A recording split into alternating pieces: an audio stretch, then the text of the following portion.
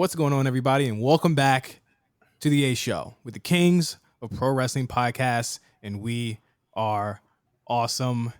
I am Justin here with Meelz, and Meelz, we are in the summertime, bud. We're here. Woo, June 1st. June 1st. When we're recording this is June 1st. Patreon. You're getting the June 1st recording. Everyone else, June 2nd. I can't believe it. We made it. I mean, that's perfect. I mean, who doesn't know that we record the day before? I know, but like perfect segue to say, if you haven't, subscribed to our Patreon, please make sure you do so. I think so you get that June 1st. That June 1st will be 100% yours. We actually we've been like fucking up. We gotta do some shout outs today because we got some new members. So it's the first of the month. We've been doing some shout outs, but I'm down to do some more shout outs, especially considering the content that we have coming up on the Patreon and stuff. I'm down to do shout outs. I'm down to do a whole bunch of things. You know what I'm saying? Yeah, we're firmly in month 2 of that. So like that is a blessing, and people have really attached to it, and we have more content coming. We have something to announce on the show. Actually, right now, Meelz, you want to just go ahead and get to it? Let's talk about it. So right now, this is for kind of everybody. New series is coming to the Patreon. This was something that apparently, beyond my knowledge, was broken first on Mark's Twitch over the weekend. So I feel like, you know what? I had a reputable media source that kind of broke this information that I can just kind of latch off of, similar to how WWE does. Fox Sports breaks it, blah, blah, blah. It's going to be a Hall of Famer, et cetera, et cetera. But as broken on Mark's Twitch stream, make sure you follow Mark on Twitch. What is he? My Man MC? Yes. Okay, so follow him there. In case you want more broken news that wasn't authorized, but still, it is what it is. Stop before you make him feel bad and before you make him apologize to you again. I was like, why did you apologize to him? I was like, he doesn't care. I didn't care. I was like, okay, that's fine. But we're announcing. This is something that I've actually wanted to do for a long time, probably for a number of years. It is a show called The Invasion Diaries. So thank you for that. Thank you for that. The Invasion Diaries is a show that is going to stretch us back to the year 2001, the summer of 2001, during the Invasion angle, featuring WWE, WCW, and ECW, and all of our conversations surrounding that. Thus far, it's a limited series production. That means this will not be going on forever, but it will be going on for a couple of weeks. And we've got a number of episodes. We've got a couple episodes in the tank. J5 is featured in at least the first 2 episodes. Mm-hmm. So you have that to look forward to. We have special guests on there. Don't say any more about that. I won't say any more. But we have special guests. We have special topics. We're gonna be talking about, obviously, the fall of ECW, the fall of WCW. We're gonna be talking about Stone Cold Steve Austin's heel persona. We're gonna be talking about the Invasion pay-per-view and how crummy that was. And we're gonna talk about everything throughout the summer. I mean, The Rock returned that summer. He had a new haircut. We had Booker T being the hardest working black man in the business. Just kind of a myriad of things. I'm excited. And not only that, it's kind of also a love letter to the year 2001 as well, because we're going back not just only with talking wrestling stuff, but we're talking about pop culture back then. Yeah. So you get a good chunk of conversation about how the world was in 2001. And if you were not born in 2001, wow, how did you find this podcast? I really feel like no one under like 22 listens to this podcast, but I could be wrong. You're probably wrong. You're probably very wrong. I would hope so. I'll look at our age demographics when we're done. Please do. And yeah, we have that to look forward to. So make sure you subscribe to the Patreon because it begins next Monday. Let me get the date on Monday correct. Next 7th? Monday, 8th? June 7th. Yeah. On the Patreon feed, it will be there bright and early. Trust me, it'll be there. I look forward to everybody's discussions. We have the first 2 episodes in the bank, and I'm going to record the 3rd episode with a very special guest really, really soon. And then I might leave it there because I kind of want to see the feedback on kind of everyone this. And I definitely do want to get the feedback of kind of how everyone feels about the show and how everyone felt about that time and what everyone thought about this, that, and the third. So I'm very, very excited. Maybe get some patrons on too. That'd be cool. Yeah. Yeah, that would be cool. That would be cool. We can pick some out and we can definitely talk about it. We're gonna do a special preview of it because the first episode is nice, wrapped up, ready to go. It's actually ready to post, but I'm not gonna post it until next Monday. But we're gonna do a special preview at the end of this episode, and it is available for everybody. Everybody. So Patreon, non-Patreon, you'll be able to hear this. We're gonna take 8 minutes of this show or something along the run. Maybe it was like 10 minutes or something of this discussion that we had. And we're gonna, paste it in at the end of the show and be like, yo, that's just it. And there's a whole hour and change more. So I'm very excited about the show. I'm very, hype. I've been wanting to do this for a very, very long time. At first, it was going to be a column about the show. And then I was like, now I do podcasts. So why the hell do I need to write anymore? Wow. That is the truth. So it is what it is. But thank you guys. Subscribe to the Patreon and you'll be able to hear the whole damn kit and caboodle. So let's get into No Holds Barred for the week. There's some shakeups, Meelz. A lot of shakeups. Ooh. What do you want to touch on first? The departures or the entrances? I gotta pour one out for my man Tom Phillips. And we got two to pour out. We got two to pour out. But I want to first pour out to my man Tom Phillips because I was sure that with Adnan Burke getting the I don't even say getting the boot, getting out of Dodge. That it was like, all right, we into Tom Phillips. Tom Phillips do his thing again. You can always depend on good old Tom Phillips. Friday, he's out of here. Yeah. I was like, damn. So I got to pour one out for my man Tom. He probably know. Yeah, they never seem to like wanted him in the main like mix for whatever reason, because I thought he was really good. I thought he was really, really good at like parlaying information. I know he was a senior producer, so I imagine that he spent most of his time producing NXT. That's what I imagine. I'm not fully sure. Yeah, multiple. Yeah, he did a lot. I mean, because he was doing 205 Live now. Yeah, Cole is the kind of like the head of them, and then I guess Tom was like below him. I would imagine, right, on the totem pole, not like super below, but like maybe like one rung below him. So, with that situation, it was kind of like, okay, let's see how this shakes out. And then like right after that happened, they announced Jimmy Smith for Raw. And then, we'll talk about Raw, but it was just like Jimmy Smith ended up is good. And I was like, well, it doesn't take away the Tom Phillips thing, but when you look at the rosters, they're full. And Tom had done every show. And you don't want to bump homeboy from NXT who's doing a really good job. And they have a chemistry, and I think they're like the longest tenured announced team on the whole company for like a year. It always bothered me because you could see kind of, in retrospect now, you could see the writing on the wall because they moved Tom fucking everywhere. They moved him to fucking Raw, SmackDown, NXT, NXT UK, 205 Live. They moved him every friggin' where. And I was just like, yo, just sit. Remember when he was the fourth chair on SmackDown? And he would just shoot to ads and like shit like that. And the other things, it's like you'd see him like he was a fourth chair. He's kind of like on the edge of the table. He's not really like seated like perfectly at the table. He's on his phone most of the time, I'm sure. And he just cuts to like ads and like, we're gonna be back on SmackDown when we come back and shit like that, because they couldn't like, I guess, trust Morrow on SmackDown. But it was like, yo, you really did it. We gotta get where's the Tom Phillips scoop? I need get Tom Phillips on the phone, or Tom Hannah, whatever his real name is. I need him. I need the interview. I need it now. I want to know what went down, why it went down. Oh boy. And who we got to blame for this. Well, you let me know how that interview goes. I'm going to pour one out for our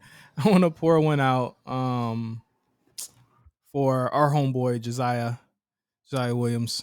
Was let go again twice in 1 year. It really sucks. Haven't said much, publicly about it. He's the homie though. It's terrible. You know what I mean? He of course, if you listen to our show, he was a guest on our Mania episode earlier this year, and you know, he was someone who's always been supportive, always really like just whatever we've asked, you know. And when I went to NXT back in, what was it, 2019, you know, he was so nice and so cool, and that was my first time meeting him. And you know, he was really dope. Me, him, and Cornell really chopped it up for a while, and he was just a great guy. And you know, these types of things, you know, you don't have an answer for it. It sucks, but you know, it really hits it hits you hard when you know that it's somebody that really did put so much into this. And he was really great. I mean, he's the voice of one of their, you know, one of the NXT talents entrance music. So you know, he's not gone completely, but you know, that loss is something that I feel like I wonder what they can replace that with. You know, and you really can't. Like, he's an African American kid who had a lot of talent, made his own music, made their music, made all of their stuff really more popping. So I don't know how they make that up, but you know, shout out to him, and I know he'll get back on his feet because he's talented. Yeah, I'm sure the wrestling flow, now we're going to get that back, because that's really kind of what started and kicked off this thing and what kind of got him to the WWE in the first place. So I'm assuming that'll kick back off. He dropped a note on Twitter. He said, "My dream brought joy to others. My dream gave people faith, hope, and encouragement. My dream has shown that it's possible. Thank you for your love and support. It's time to dream again." So I'm sure this isn't the end. This isn't the last time you'll see him, last time we hear him, or last time, you know, we'll experience Josiah Williams. So to the future, my friend. Hopefully we can get you back on the A show eventually in the future. Yeah, Godspeed, my friend. Godspeed.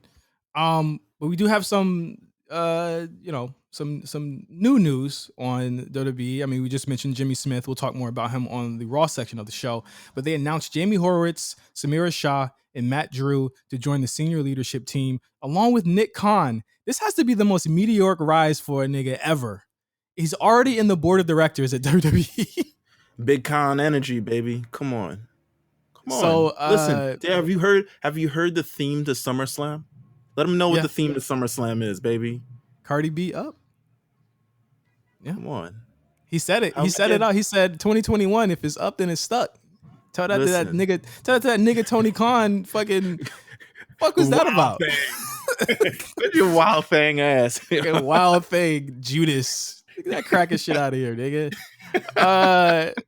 So this is the roles. Jamie Horowitz is going to join as the he's going to be the executive vice president of development and digital. Samira Shah as the general counsel and corporate secretary, and Matt Drew as the senior vice president of international.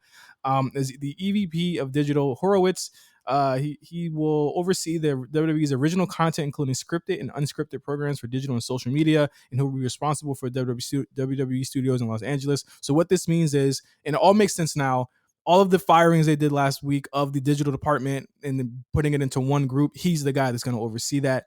He's formerly from DAZN, and he was like, he's been behind what the press release says. He's helped create some of sports media's most iconic programs. As general counsel and corporate secretary, Shah will oversee WWE's legal affairs and serve as the principal legal advisor for the company, which means that Jerry McDevitt is probably gone, right? That was his job. Yeah, I would assume so. Replaced it with a woman of color. So that's cool. That's pretty cool.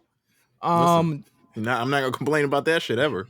Not at all. So she spent 20 years as a senior attorney at Kravitz, Swain, and Moore, as well as O'Melveny and Meyer. So she's got a lot of work under her belt in terms of what's going on there, and I'm pretty sure she's going to be getting straight to work looking at those books. As SVP of International, Drew will be charged with growing WWE's brand and business outside of the U.S. in addition to managing WWE's global media partners. And he will work with other company leaders to devise WWE's international strategy for live events, digital consumer products, and new revenue opportunities. Hey, man, he's worked at the NFL, NBA, MLB, NHL. This company, Meelz? We talked about this. I just want the Nike collaboration. That's all I want. I want the WWE Nike collaboration. I want to see Bianca Belair out here with her custom gear, doing the custom thing. That's all I want. You know, some brand partnerships, baby. Come on, MLB, NBA. Come on. We got to be closer to WWE x Nike. Come on. We talked about this. Yes, we did. The only podcast who talks about this, by the way. The only podcast talked about it's not everyone's talking about. They're about to sell. I'm like, okay, y'all late, and it's not gonna happen like now. But at the end of the day, this company is going to be very different. I don't know if it will change what our show will be in the next couple years, but they're moving primarily to a content company, a content live event. Live events will be like, to me, in my opinion, like secondary to what they do on a weekly basis. If they could do the Thunderdome like half of the month and then crowds half of the month, I think they would do that because it's just about content, you know. They're strengthening their hold in media. They're strengthening their hold as content. And remember, I said this. You know, this is the big payback for them. Like Stephanie said, they want to be looked at like Marvel and Disney. This is how Disney and this is shit. again. This is the moves that get you there. What Nick Khan is doing gets you there. And you know, you don't have to look further than them fucking. It's just like little stuff like grabbing Ozzy Osbourne for like Hell in a Cell or getting real licensed music for NXT. You know, like that shit really, you can see that top to bottom, the way that they look. I mean, the creative might not be the strongest, but you can't deny that the way that this company's looking across the board in terms of how they look outwardly to investors and people that are looking outside in, they look great. Even if, you know, if you don't watch it, you know? Listen, all more power to Nick Khan. Tell him what else Nick Khan did this week, because it wasn't as a, you know, he ain't no one hit wonder. Tell him what else Nick Khan did this week. So something came out last weekend about the WWE being in talks with New Japan Pro Wrestling to do some sort of talent swap, talent merger. We don't know if it is a dead conversation. We're not sure what it is. No one knows what it is, but you know, it caused everyone to get into a frenzy. To me, I think again, New Japan will take offers and they'll listen to anybody right now. They're in a situation where literally they had to cancel another show on the 4th, and because of Japan's state of emergency, it looks like New Japan won't even be up and running this month at all because of the COVID, like third COVID outbreak out there. They're in need of something. They don't even have a champion. Will Ospreay dropped their heavyweight championship, and they don't have a champion right now. So essentially, New Japan is you know, looking worse off than pretty much any American company across the border right now in terms of just having the ability to do shows. So I think that, you know, it's an advantage for them to work for a WWE and an AEW. You know, and if talks have stalled on that, I wonder if talks will reinvigorate after they had to cancel all them shows, right? So we don't know what it is. It's nothing official, but I mean, Meelz, what do you think? I'm all for it. You know what I'm saying? These are some dream matches. These are like the dream from across the sea type of thing. You have superstars who in WWE who we've been asking to be able to get used. And I don't think this is like, even if these discussions go any type of length, I don't think this is a discussion of like, well, we're gonna send Roman Reigns to Japan, pal. I don't think it's gonna happen. That's not happening. I think it's for the Ricochets, the Shinsuke Nakamura's, the Cesaros, everything of the rather who could use the bump from that, you know, from this kind of collaboration, even some NXT superstars as well. I think it's for those. I'm excited. It caused a little bit of a frenzy on the timeline, but I think it caused a frenzy because it's like, yo, Nick Khan really working. This man really put his pen to the paper, and he had a plan, and he's trying to execute this plan, and he's trying to open the world up, and he's trying to take over the world. And I'm like, listen, I need a Nick Khan in my life. Yeah, I need a Nick Khan in my life. He's worth every damn dollar so far. Worth every dollar, and might be more. Shit. and guess what? He ain't done yet. Nah, he ain't done. One more thing before we go to break. AEW big signing. They signed Mark Henry to be the coach, big physically and figuratively. Yes, they signed Mark Henry to be a coach and an analyst for their new Rampage show. He was announced at Double or Nothing, along with the debut of his, I guess, now former enemy, according to Leo Rush. Leo Rush was also at Double or Nothing and has signed some type of deal with AEW. So handshake deal. Handshake deal. So he can still work New Japan and he can still work anywhere else. I don't know what a handshake deal is. It seems like Leo just doesn't really want a contract to kind of be tied down anywhere, which is fair. I mean, if you can get away with it and if you can do that, if you can get your money anywhere where you can get your money, by all means. But yeah, it was a good look for Leo Rush showing up as the Joker in that Casino Battle Royal or whatever the hell it's fucking called. Yeah. So, I mean, I don't really have much to say about I think Mark Henry is a good signing. I think if you talk about diversity, that AEW is lacking in terms of the upper card stuff.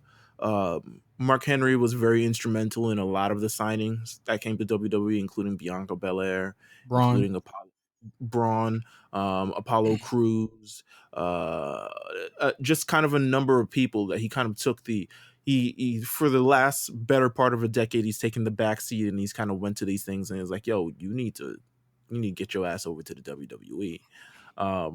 I think for being able to seek out talent, he's got a great eye and he's got a great eye for talent, and it's shown just by WrestleMania this year, to be honest with you. So it's a good pickup for AEW. Should they choose, they want to, they don't want to send people to the wolves to just die to Cody. They can at least build up a proper, we'll see, proper undercard, a proper, stable of talent, fresh talent. Hopefully, we'll see, because Big Show ain't did shit. No, and Big Show ain't do nothing. And Taz, I'm sure Mark Henry wants to wrestle again. He said he wants to wrestle again. He said he wants to have one match. And to be honest, the only people who's paying him to have this one more match is AEW. Yeah, sure. I guess they just want to do a match outside WWE for once in his career. That's cool, but their moves don't leave me with any confidence in how they will approach diversity, or I mean, even doing Leo Rush right. You know what I mean? Like, there's a bunch of guys that kind of have that swag. They're not as good as Leo Rush, but they don't do anything with them. They don't do anything with them. Like, if that was the case, they should have had him win the Battle Royal. That would have been more exciting than, but I mean, Jungle Boy's their little homegrown guy. So yeah, I don't know. But yeah, when we come back from break, we're going to talk about SmackDown and Raw and try and get to the bottom of what the hell is going on at Hell in a Cell when we come back on the A Show. That's what you want to do?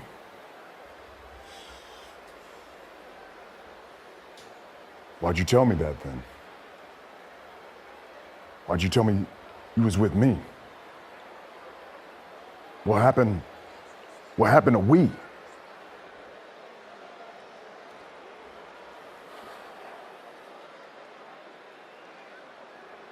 Think about this. Everything that we've been through over these months. All I've ever wanted is the best for you. That's the only thing that's ever mattered to me. Is doing right by you, doing right by our family, and we'll figure it out for your brother, but your main event, Jey Uso now. Think about this.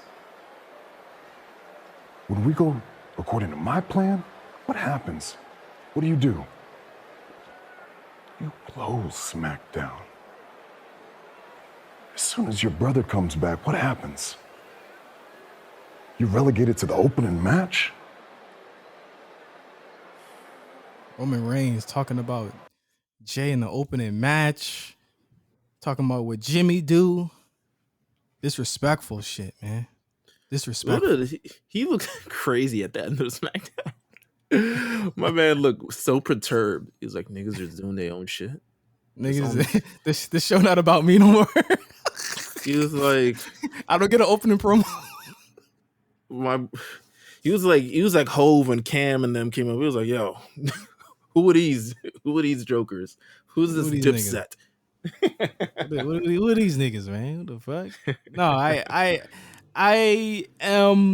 I'm firmly in the camp with 2.5 weeks out that Roman's not gonna have a match at Hell in a Cell. I just don't think he's gonna do it. He's gonna take this month off.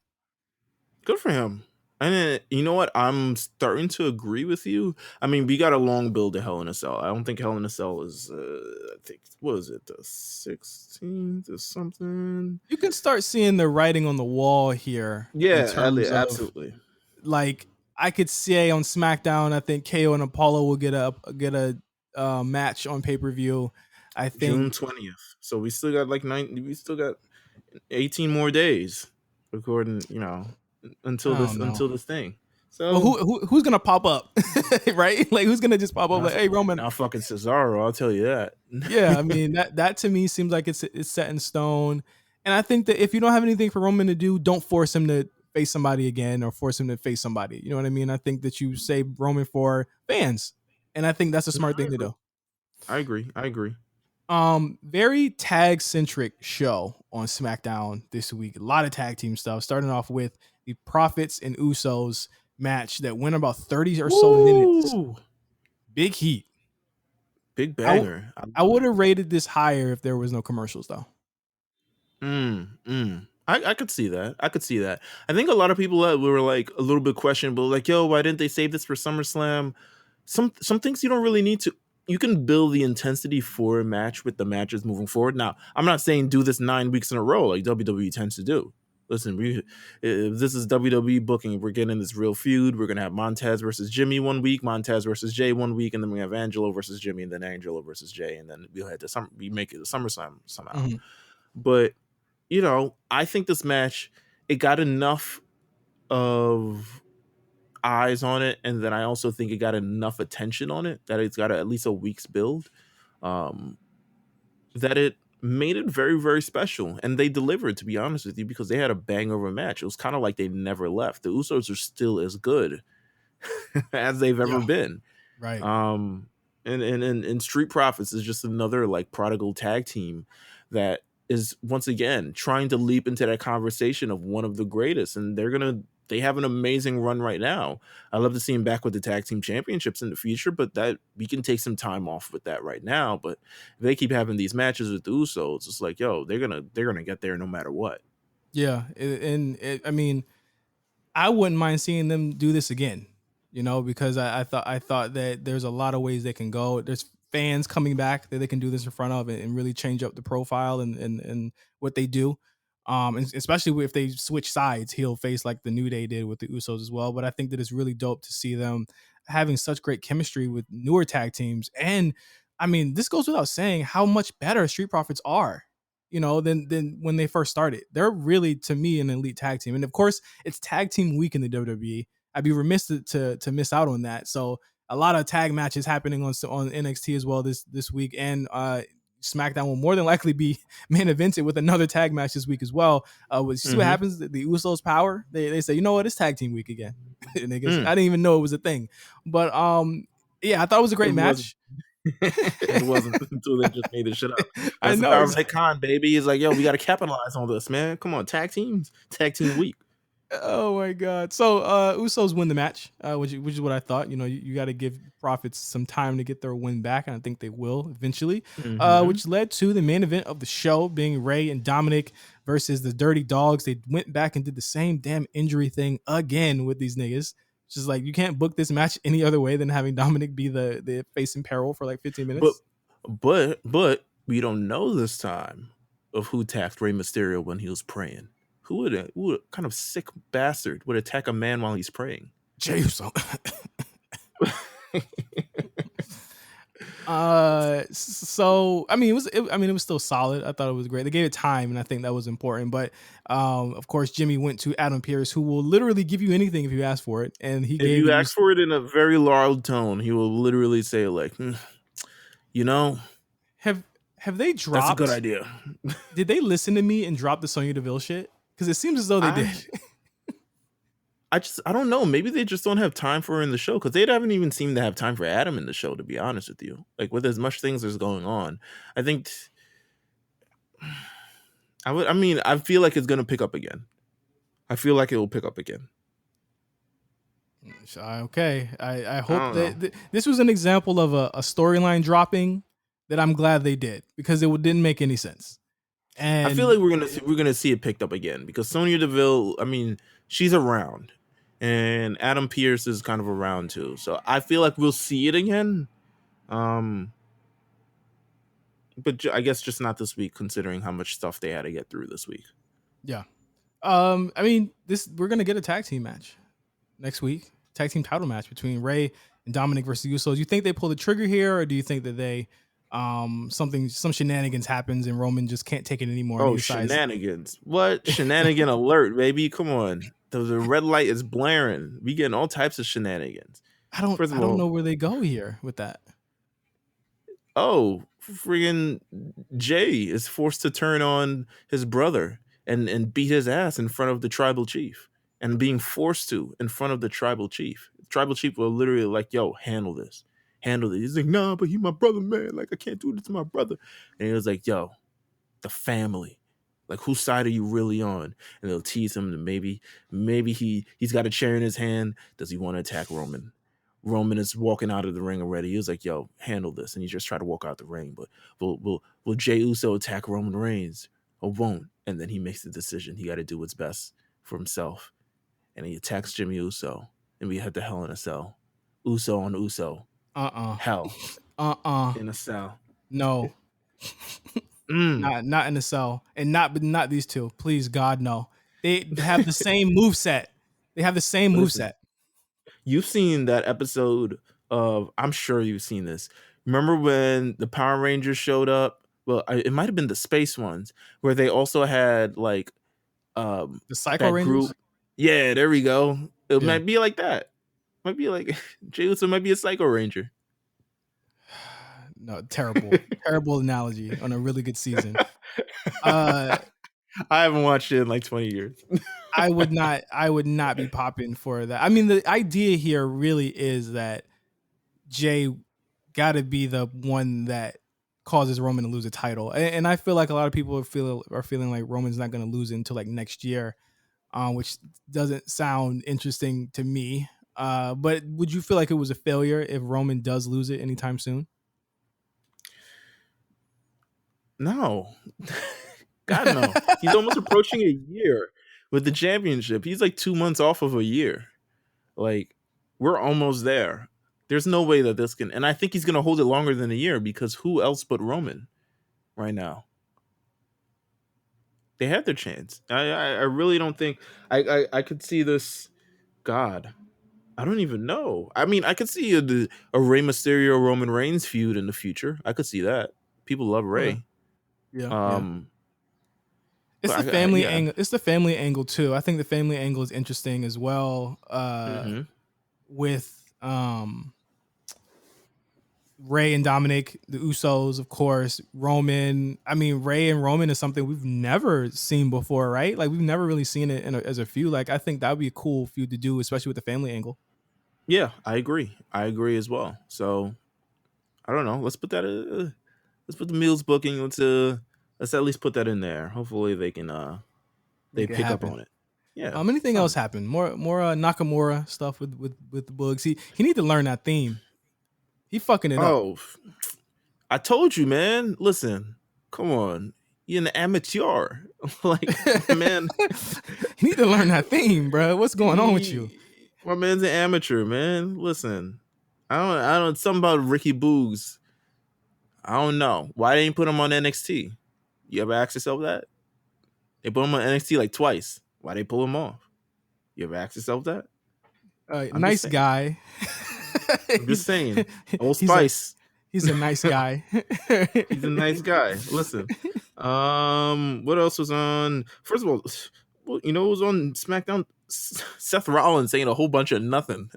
Yeah, I don't know what was up with that. Can y'all just announce the damn cell matches? And I'm gonna levy the same complaint on Raw.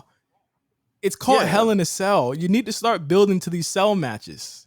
Yeah, like it's Seth Rollins he was a whole bunch of. I don't like all this non-wrestling he's doing, by the way. Seth? Good Lord. Yeah. Put someone over. But while you're in the meantime, I demand he has a match next week on SmackDown, because oh my God, he's doing a lot of talking. And I like Seth Rollins. I like the character that he's doing. It's obviously he's whacked out of his mind, but at the same time, it's like, yo, get in the ring. Time to shut up, because he said a whole bunch of nothing on Friday. I was kind of actually blown by that promo. Yeah. Like, and also, I mean, your mileage may vary with this. I know you brought it up on Twitter. I think I saw you say that. Keeping Big E and Alistair away from each other for 1 week to let the storyline breathe, which I thought was. I didn't say that. I was like, where they at? Oh, I was like, yo. I felt I felt it was a conscious and very rare decision for them to actually let something breathe and then have it come back maybe next week, as in like, okay, Big E's back and he wants answered or something like that. Usually we would get that in the match that next week. You know what I mean? And now it seems like they're letting it breathe a little bit. But they didn't even was there even a promo on it? Or no time. There wasn't no time. They had a 30-minute match to start the damn show, and then they had to Get the Bianca Carmella 10-minute match over too. Damn. I was like, yo, stop playing my face. It's a Stop playing 2-hour my face. show. It's a 2-hour Do show. we really need Tamina and Natty on both shows? Like, yeah, they can be on both shows, but we really need them on both shows. I'm not gonna say yes. So like, I'm not gonna say yes to that. But I mean, I'm just calling a spade here. Maybe they'll show up on SmackDown. They gonna really feel it once they go back on tour. You see them schedules? Adnan says don't have nothing planned for the weekend because my niggas Friday through Tuesday. That's a hard schedule to do every week. Fuck that shit. Let's get over to Raw. You had a debut. Jimmy Smith is on Raw, former MMA announcer. He was on NXT as an analyst. I forgot this bald-headed nigga was even on NXT Stand and Deliver, but apparently he was. Apparently, shit. He look like he's from UFC. I don't know. Some of the UFC and bald niggas, it's just, bro. It's the when they get lumped up, it just look like another piece of your baldness. Yeah, I guess so. But go off, Jimmy Smith. You did a good job. You did way better than Adnan. Did a real good job. Did a real good job. I thought he sounded comfortable. It was the voice to me, I think, right? Yeah, like, it was. I didn't really, but it's a voice also that I don't really. It's like, with Adnan, that was his problem. It was the voice. It was Adnan's voice. Yeah. But even with Jimmy Smith, I'd say if I had an early kind of like, if I had something to at least criticize, which isn't really like a critical really kind of thing. If I close my eyes, I don't know who's saying what. Like, I can pick out Graves from the way he talks. I can pick out, I guess, Byron, but it's kind of the law of eliminations with him because he's just kind of like very generic kind of voice thing. But he did really, really well. He seems to be actually in it and actually like enthusiastic, and stuff like that. Like, he was moving with it. So shout out to him. I think by the time it was the main event, he was fully comfortable, which is very surprising because I say, give Adnan a week, and then he did really good the second week, and then after that he just kind of went off. With Jimmy, I feel like he's gonna get way better. Like that's actually gonna be true for him, and he started off. I would hope so. So he was good. He was really good. It was still very. Jimmy Smith is real name? I don't know. It's maybe a bad name. I don't know. He's white. Ultimate. That's a white man name. That's the most whitest man name. Listen, any name that ends with Smith, oof. I'd be like, yo, what's wrong with Smith? Where they find you? John Smith. That's what's wrong with Smith. All right. See, you're making it something else. Let's go to let's go to Randy Orton versus Xavier. Randy Orton's beard. How about that? Let's go to that. Let's talk about that. He got the damn Tony Stark. Bet? What the fuck? He want to look different. He actually wants to look like a pothead now. So like that shit looked ridiculous. It looked like he went to a barber for the first time and they said, line me up. And he's like, got you, Poppy. You went to an ethnic barber. He was like, yo, get me looking nice. And they went crazy. He said, mírame, papi. I promise. It's going to look good. I promise it'll look good. Really good match, man. I think Orton he's in his bag right now. Xavier's definitely in his bag right now. And listen, man, the RK Bro storyline is definitely in its bag right now too. Because it's a good storyline. I think I mean, for the most part, I didn't hate Raw. I thought Raw had, again, a lot of matches and good matches. No, I didn't hate Raw at all. Yeah, nah, definitely not. You know what? This program, this Randy Orton versus Matt Riddle thing, is the very clear, stark difference between AEW and WWE. The fact that you're like, I can't wait for the moment where he does the little pose behind Matt Riddle's pose. And you can tell that it's coming. Every week it's like it's growing, something like that. But the AEW thing, the way they just throw tag teams together and you just kind of like expected to like fall in love with them. And like, well, like for instance, like the Dean Ambrose and Eddie Kingston type of shit. Yeah. That was a little forced. Like, especially, I mean, it built up with the explosion shit, but even the explosion thing was like, yo, really? Okay. Sometimes you find love in the battlefield. Okay, sure. But the fact that they became like number one contenders for a title after first teaming like a month ago and had to like beat a whole bunch of people in order to do that, I was like, what? Come on, man. With this, you're seeing the build of it. They're not immediately throwing them into the fire as like, okay, let's, AJ and Omos. They're obviously going to be the, first match for them. They're not doing that. They're like, yo, let's put them with the New Day. Someone we know that's comfortable, can get them over. We can make this thing kind of work. And it's working every week.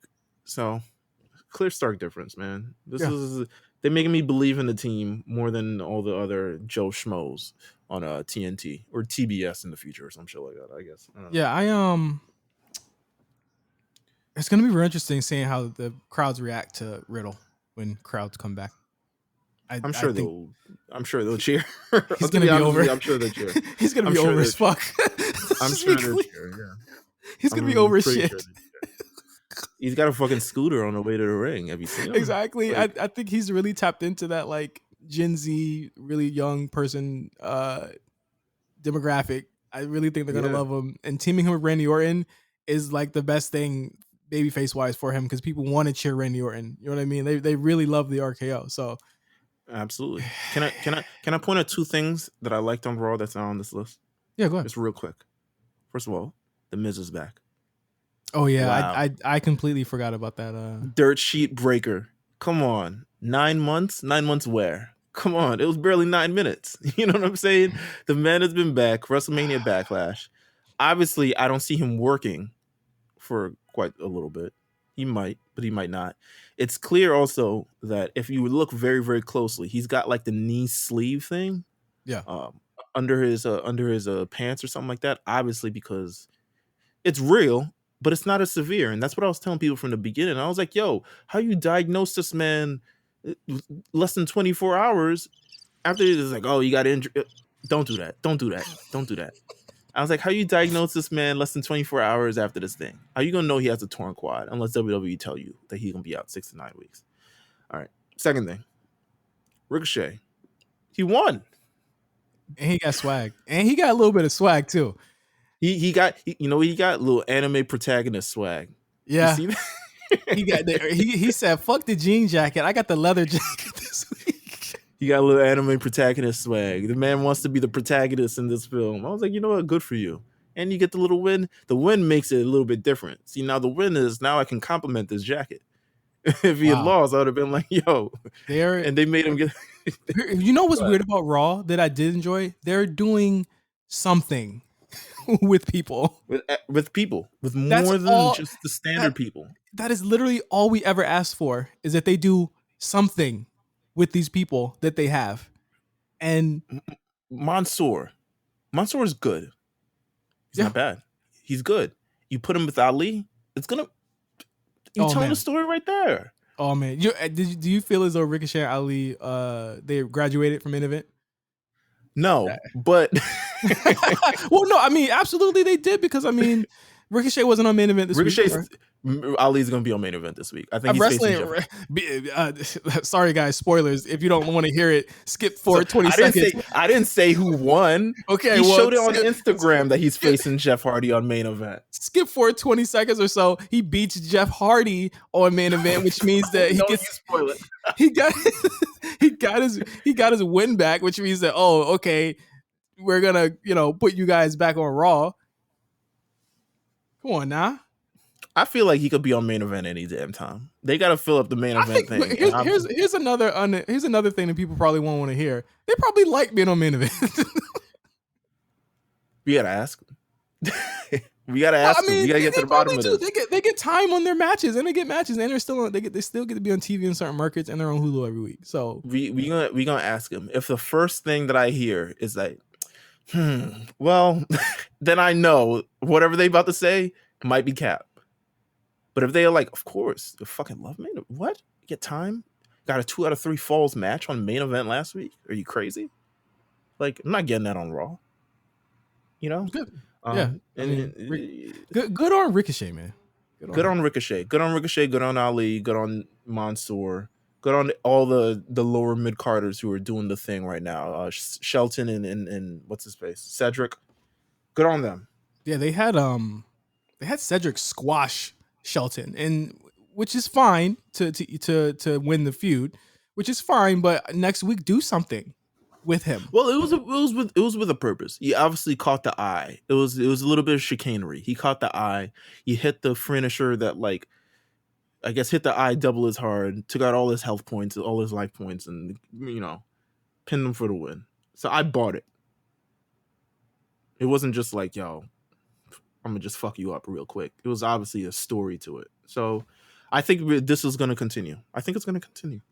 Yeah, I fuck with it. Yes, sir.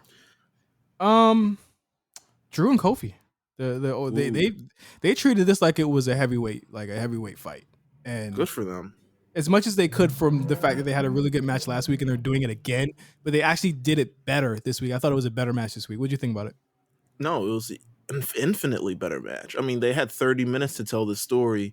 I think it's good from time to time to remind people that Kofi Kingston is a contender and can be a contender anytime that you want. I mean, he's contended for the I guess this WWE Championship at least twice this year with the Hell in a Cell and being in this number one contender match itself. It's good to remind people that. And I think it's good to have these kind of stories. You have Xavier Woods kind of holding up this side of the story in the meantime, because I didn't think the Kofi Kingston thing was going to lead to a WWE Championship match. Sorry, spoilers to everybody. I didn't think it was going to actually lead to him winning. I always knew that he would lose. But it's kind of the story that you tell on the way there. And even the promo that Kofi gave before the match, I think it lent a lot of credence to what fans were actually saying. And that's the part of the believability of this entire thing. It's like, well, can Kofi go the distance? He's like, I've done something that you haven't done. It don't matter how I did it. You've never been able to do it over the past couple months. You haven't been able to beat Bobby. I don't care how I did it. I did it. Yeah. So he goes into that match with a wave of momentum leading up to it. He goes up against Drew, gives Drew the fight of his life. Obviously falls to the jumping nothing into the Claymore. Jumping nothing. He was gonna do something. Okay, he was gonna do until something. There's a Claymore. Yeah, the thing about it is the Claymore stopped it from, maybe it was a double axe handle, maybe it was something, maybe a giant chop. I don't know. Great match, fantastic match. I would say maybe the best main event on Monday Night Raw of the year. I have to remember some of them, but you're probably right. They all involve Drew, so it would just be Drew. Yeah. It would just be Drew beating himself. You know what's so weird? I don't understand it. I know you probably understand, and you're usually more forgiving and understanding of these types of things. But Drew as the guy, and it's so funny that people always love to be like, well, fuck, like we love Roman, like blah blah blah. But Drew's getting, to me, a push that, again, and we talked about this, a couple weeks ago, people are still saying that Drew, are acting as if Drew has faced Bobby multiple times in the past 8 months, and he hasn't. This is like his second time. Well, like I said, it's the exhaustion with the program, and it's the exhaustion with kind of like Drew's place in this program. It's more like, I deserve a title shot, and it's like, well, do you? Because you already got beat. Like, and you didn't even win the triple threat match neither. So it's like, how many title shots you gonna actually want? It's but he didn't get pinned either. I understand that, but it's a lot of like, but he didn't win. Also, how do you push guys that you want to be stars? Because the thing about it is, Cena didn't never move out the way. Austin didn't never move out the way. Roman didn't ever. Well, they made Roman move out the way. I think it's the manner and kind of how you do it. I think it's kind of how you come back around to it.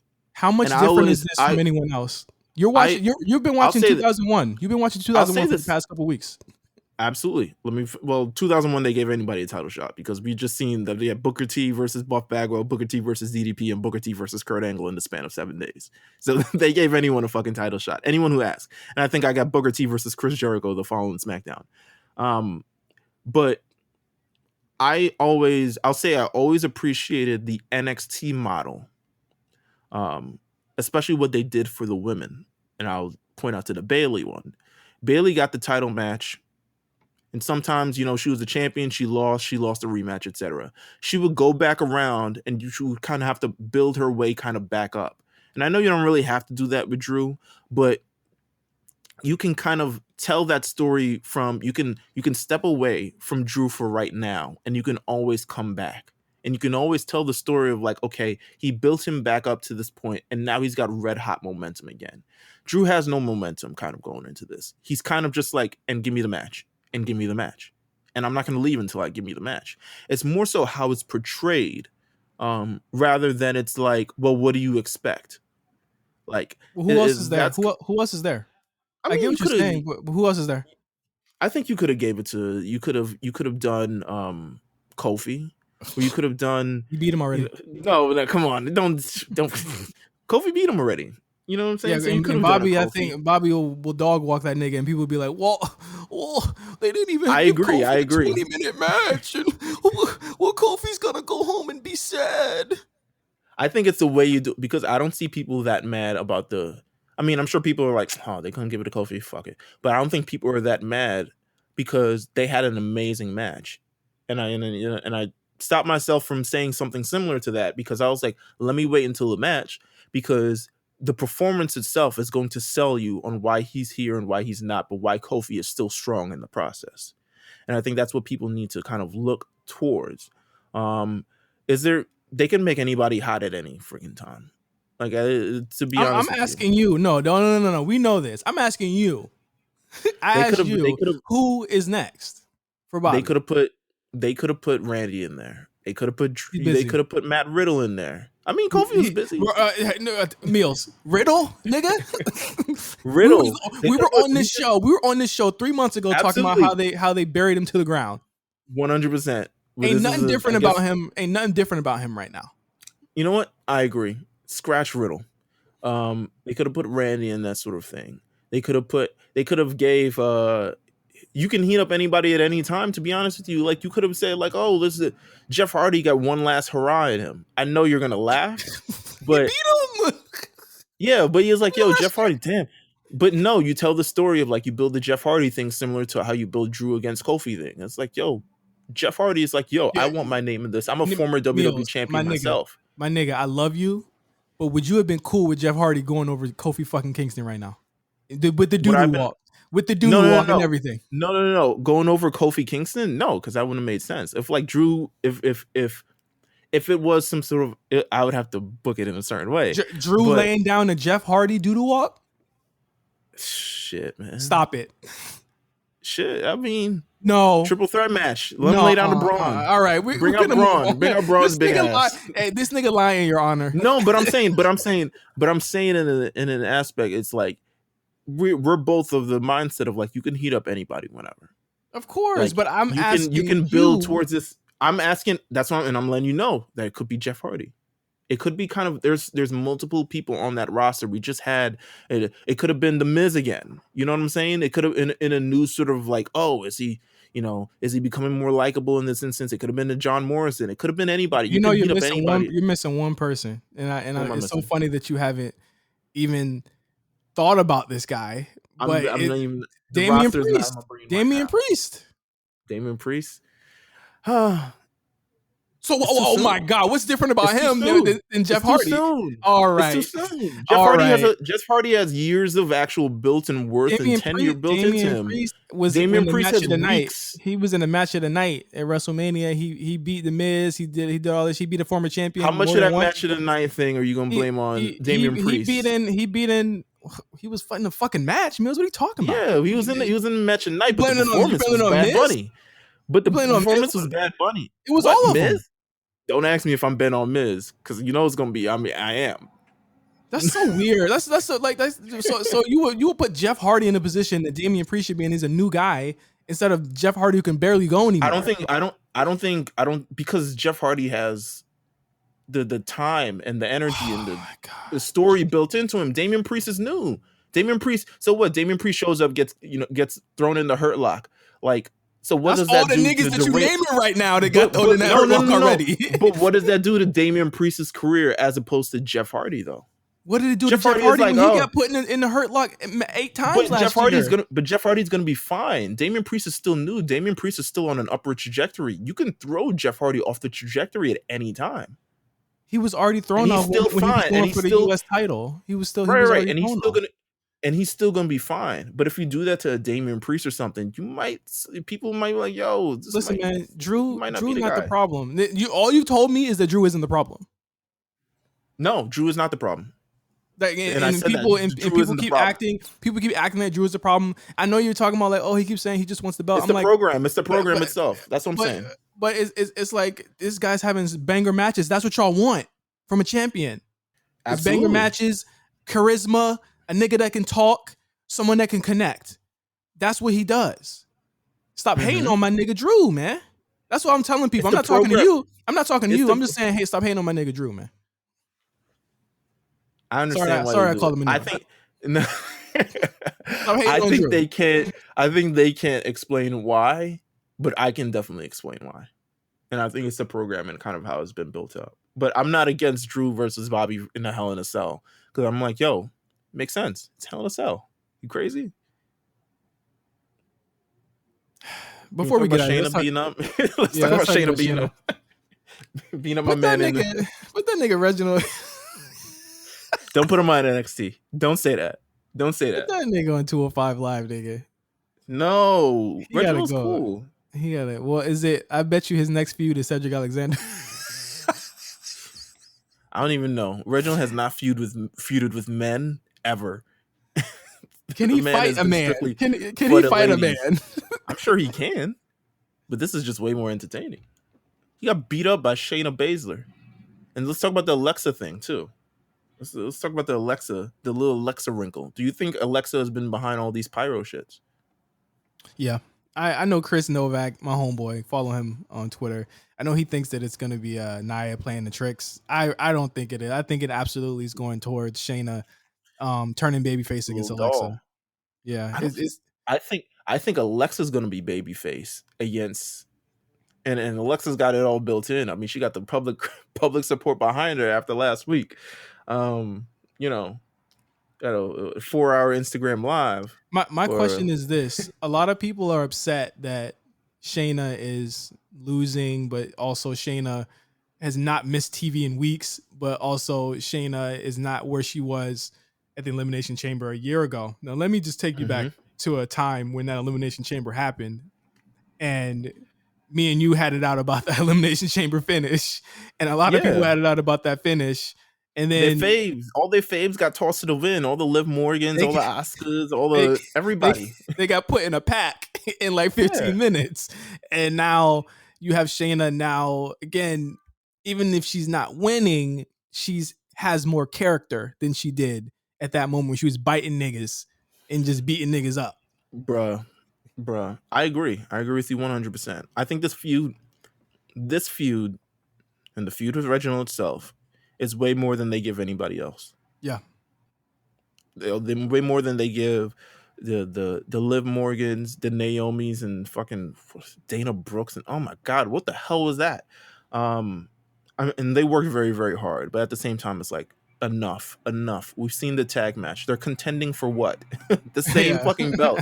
And neither of them have won. So like, enough with the match. But if we are branching Shayna off, we know Shayna can wrestle. We know she's a badass. Does she need to be booked like Brock? Does she need to be booked like Brock or booked like she was in NXT? I don't think so. Because that's Ronda's jam. That's Ronda's jam. Yeah, I don't think she needs to be. I think that if she does come out of this Alexa thing looking good, I think she's gonna have a lot to work with because we don't know if this is gonna work. The Bray shit doesn't work because Bray can't go. You know what I'm saying? Right. But we'll see if that curse goes to Alexa with this whole angle. But I'm interested at least in seeing what the fuck is going to happen with Shayna. And I think that's more than what I can say for a lot of women. I mean, look at the Rhea Charlotte thing. The whole Rhea Charlotte Nikki thing is, can you beat my ass in a minute? Like, that's the story. It's like, I bet you can't. And it's like, and the match was so, I don't know who laid out that match. Couldn't have been my boy TJ Smith. couldn't have been my boy TJ. Because are you even cognizant of the time? You said you could beat the bitch ass in 2 minutes, and then it's like 30 seconds, and you're out here throwing her on the top rope and shit, ready to do superplexes. I was like, what the hell is this? I was so mad. I was like, what? God. Come on. Anyway, I'm looking forward to the Shayna versus Alexa thing, because I think there's a lot of story being built in it. I hope they don't go extra weird like with the Bray Wyatt stuff. I hope we get a nice little semblance balance of like, yo, this is gonna be an actual feud instead of like wizardry and don't make Shayna like Seth Rollins was scared of the Fiend. Don't make her afraid. Make her like, I'm not afraid of this shit. She gonna rip the head on that doll. She gonna rip the head off that doll. Oh my god, that'd be great. Make Shayna into a bad. Build her back up. You know what I'm saying? And hopefully, by the fall she comes out. Hopefully, she comes out the other side of this better than she did going in. Yes, because that's our only hope. It's clear that I don't think the Nia and Shayna thing is completely over yet. But it's definitely moving away in that direction. Yeah. Yeah. And it doesn't look like they'll feud to get out of it. So I think that's cool. That's fine. They can just break up. That's cool. Meelz, we're going to get into a couple of minutes of the Invasion Diaries. So before we get into that, I just want to shout out a couple people on Patreon. Shout out to Kashawn Gatewide, who just joined. Jason Knight, who just joined as well. I think we missed him a couple weeks ago. They just joined the Patreon. Thank you guys for joining. Meelz, you wanna lead us into this clip, because this is gonna be the last, before we this is gonna be leading us out the show. Okay, so this clip right here is from the first episode, the first chapter of the Invasion Diaries, which is the fall of WCW, and what we're discussing here with myself, J5, and our J5 is a special guest as well. I keep thinking that you're on the show, but you're not really on the show. But with myself and special guest J5 and A+, we're discussing the final roster of WCW. We're going down the line of who was left before Big Boy Vince said, give me all that shit and take all that shit. So let's get into it right now. And then we'll be right back to close the show. All right. Would you guys like to hear the final WCW roster before it is purchased? Before it is purchased, and just kind of if there's any names, I'll run through the ones that obviously stick out, but there's a lot of them end up coming to WWF anyway. The first person on here, Air Styles, who would now be later known as AJ Styles. He wasn't picked up. Obviously, of course, he was featured on WCW in late 2000 in terms of their cruiserweight division, but the contract wasn't picked up. He would go on to become, of course, AJ Styles, who would, I guess, debut like 15 years later. There was Animal from the Legion of Doom, who they didn't want anymore because he didn't have Hawks. He was like, yo, if it's not actual the Road Warriors, why do we want them? Christ. But obviously he was in WCW because his brother was the head of talent relations. So it's like, obviously he was there. Come on, come on. Bring it here. Bam Bam Bigelow, final part of the final roster, is actually on the final WCW show. Big Vito. I didn't know this. But Big Vito. Talk about people you forgot. Oh my God. Billy Kidman, Booker T, Brian Adams, and Brian Clark. Chronic. Woo. Scary. We'll get to them. But they are scary because of how terrible they were. Buff Bagwell, who was obviously the main event of this damn show. Here we go.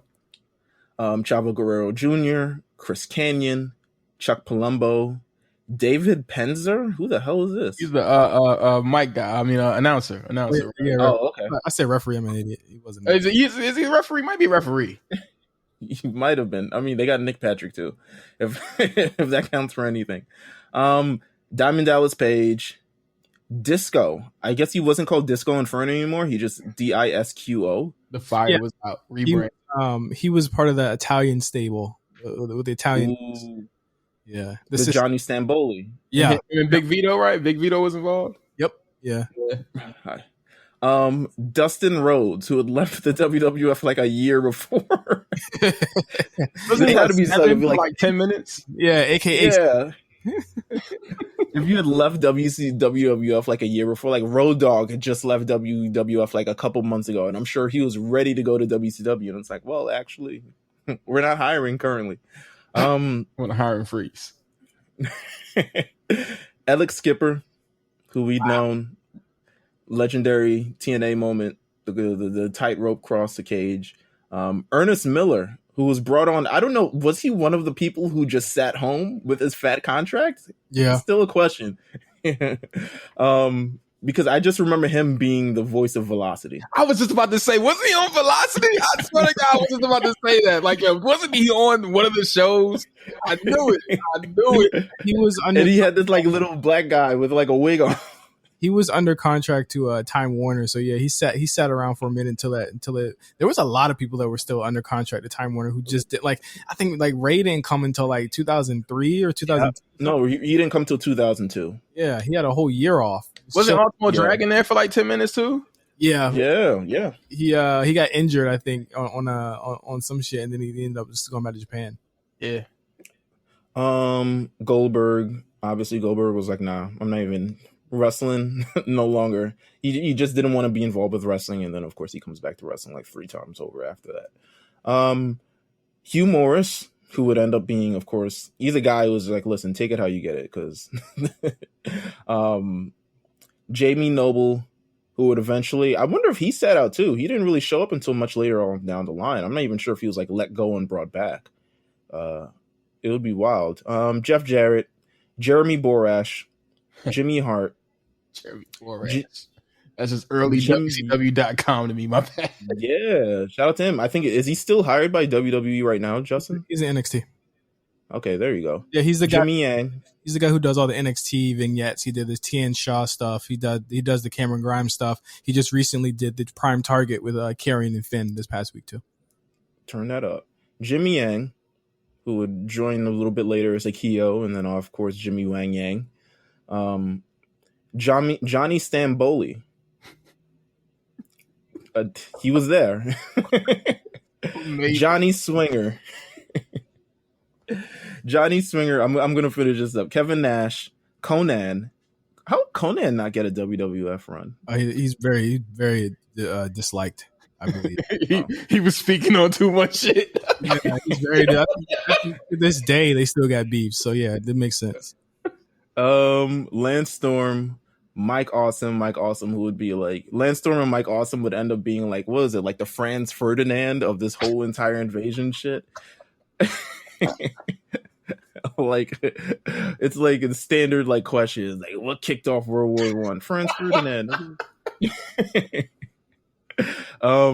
Mike Tenay. That's right. Miss Hancock, who would then be known as Stacy Keibler, who everyone apparently they were like, oh my God, we got to get Stacy Keibler. You know, like, by the way, hey, who's that? Who's that? It was. They went out their way to recommend. Like, I think Gerald Briscoe and Bruce Pritchard went out of their way to recommend. Is like, we got to have Stacy Keibler. We got to. Salute to Stacy though. She was dope. Rey Mysterio Jr., Ric Flair, Rick Steiner, and Scott Steiner. Interesting. I'm sure they sat out. I'm not sure what Rick Steiner ends up doing after this, but Scott Steiner for sure sat out. Sean O'Hare, Shane Douglas. Well, just never called. Didn't get a call, did he? No. Shane Helms, who they had to change his name to Gregory Helms because there can only be one Shane in the WWF. Shannon Moore, who I think was eventually picked up. Sean Stasiak, Sting, the total package, Lex Luger, just never brought back. Would you, good idea, bad idea? Would you ever brought into that? Go back to Sean Stasiak for a second and just want to be in the room with Vince going, I know your new name, pal. They was thinking clearly. They was clearly thinking clearly when